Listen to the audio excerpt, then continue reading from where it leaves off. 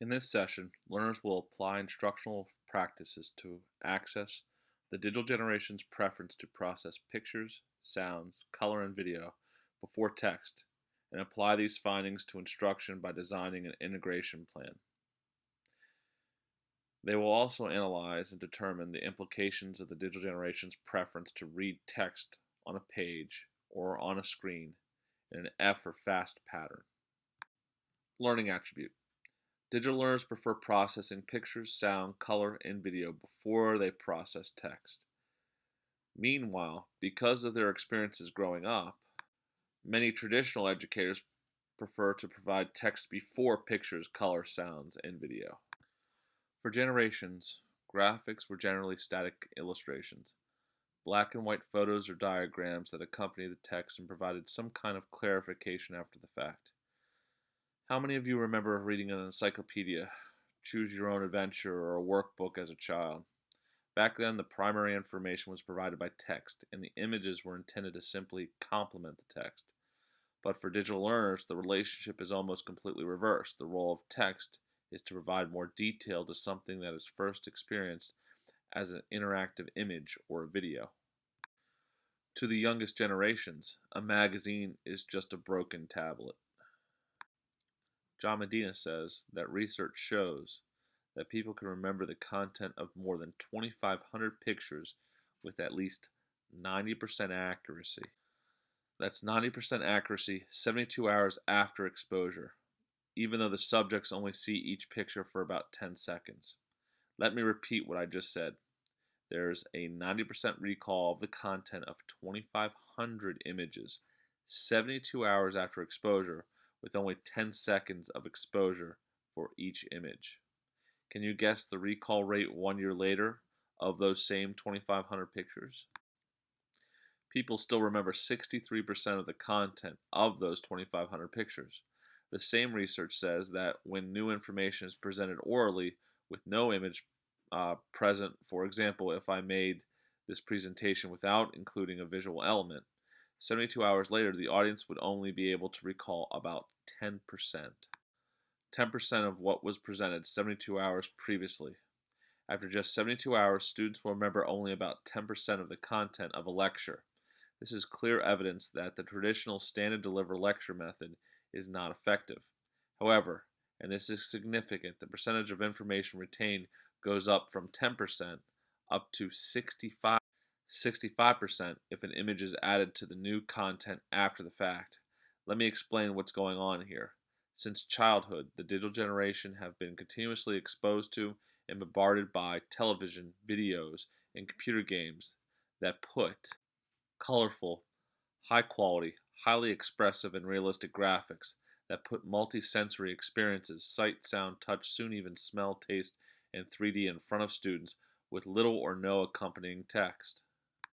As a result, to the digital generation, images and video are powerful enough on their own to communicate the message to and for them, and the role of words increasingly is merely to complement the images. Remember, this is the first generation in history that actually knows more about a new innovation that's central to society than the previous generations do. So the result of this pervasive and chronic digital bombardment has been to considerably sharpen the digital generation's visual abilities. They are a highly visually literate generation, so bathed in bits that they think it's natural part of their digital landscape. They're completely comfortable seeing and conveying information in visual formats. And because they were born digital, right before our very eyes, our children have taken control of critical elements of the communications revolution. All you have to do is play a video game against them and get your butt completely waxed to realize that their visual spatial skills are so highly developed. Research seems to indicate that they have cultivated a complete physical interface with digital and virtual worlds. Meanwhile, many people from our generations continue to struggle to understand this because that's not the world we came from. Most of us were paper trained growing up. We learned from books and we were trained to communicate primarily with words. Learning was linear, logical, left to right, top to bottom, beginning to end. Meanwhile, The digital generation is light and sound trained. This is a completely different cognitive process than that of the digital generation. They are not just consuming content but creating it. They are transliterate, fully fluent with a wide range of media. And because they are transliterate, the digital generation find it much more natural than we do to begin communicating with visuals and then to mix in text, color, sound, and graphics in richly meaningful and creative ways as they interact across a range of platforms, tools, and media. Look, I could go on, but what you need to take away from this trend is that the digital age is driving a clear and probably irreversible shift from written media to visual media. So, increasingly for them, expressing ideas is just as likely to involve creating a simulation or video as it would them writing an expository essay. They are evolving with their technologies, so the digital generation will need to be able to communicate as effectively in graphical storytelling modes as we were taught to communicate with text. So, how should the research on the impact of learning of incorporating visual information guide your instruction in the classroom? Remember as well that colors appeal to visual learners. Red projects a feeling of strength, passion, and excitement. However, students often negatively associate the color red with death and failure, so the color red has to be used judiciously. Psychologically, the color yellow evokes intellect, joy, energy, fun, happiness, and attracts attention. Blue tends to provoke feelings of loyalty, trust, and intelligence. The next attribute also explores more visual learning. Digital readers unconsciously read text on a page or on a screen in an F pattern, while most educators have been conditioned to unconsciously read text in a Z pattern. First, I want to give you some background. Images have the ability to quickly portray meaning. It only takes 150 milliseconds for the brain to process images and only 100 milliseconds more to attach meaning to the image. That is because the eye processes the content of photographs 60,000 times faster than the eye processes and interprets the content of text and words. That is why infographics are so popular. Infographics are easy to digest and engaging. 70% of our body's sensory receptors are in our eyes, and 80% of our information comes through our eyes. Every second, our eyes take in 72 gigabytes of information. In fact, our eyes are the world's greatest cameras because they use 86 billion neurons to interpret visual data and bring it to life. What we can take away from this is that the brain is much more designed for processing visual information than anything else. It turns out that the eyes of traditional readers unconsciously find an intersection approximately one-third of the way down the page and one-third of the page in from the side. The Greeks called this intersection the golden mean. Then they start reading for information in what's called a Z-curve. Z-curve, a simple Z-curve if there's only a small amount of information on a page.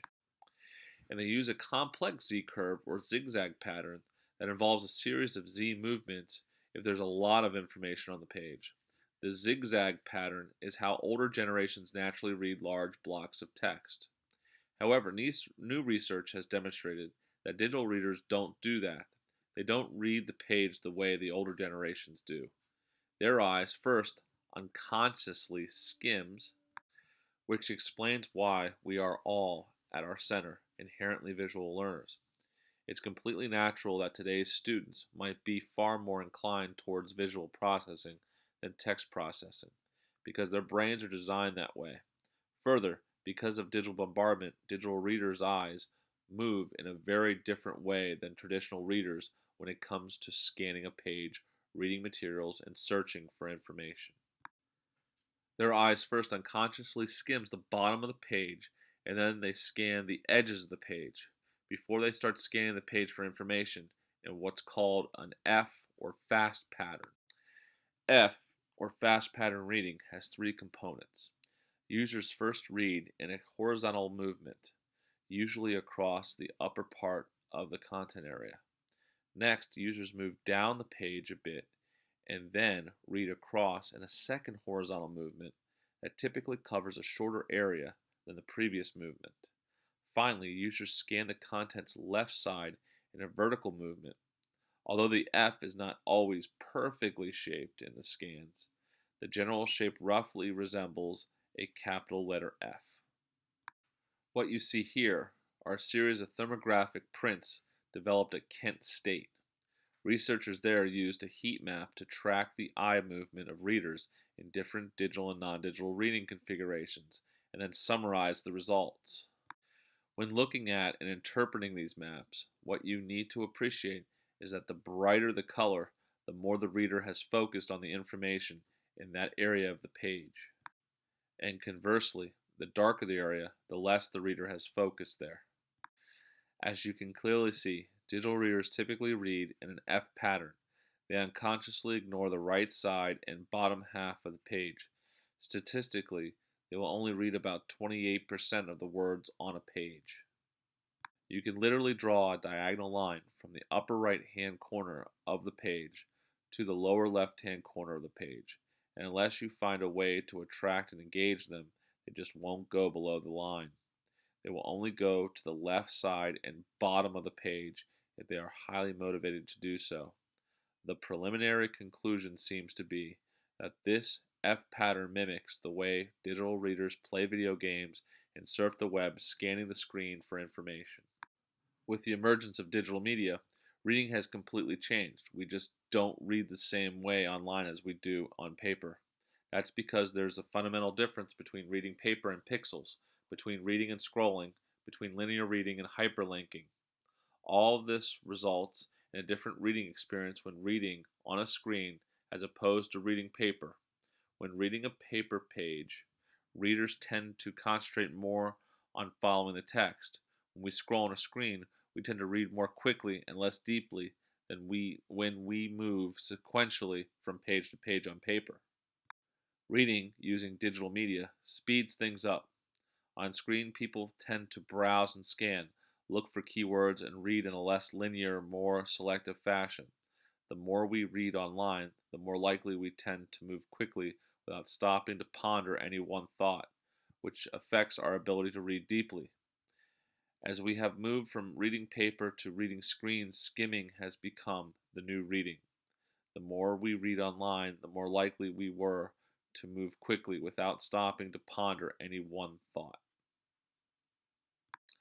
What implications does F pattern reading hold for designing and engaging reading materials that will compel readers to read the entire page for information?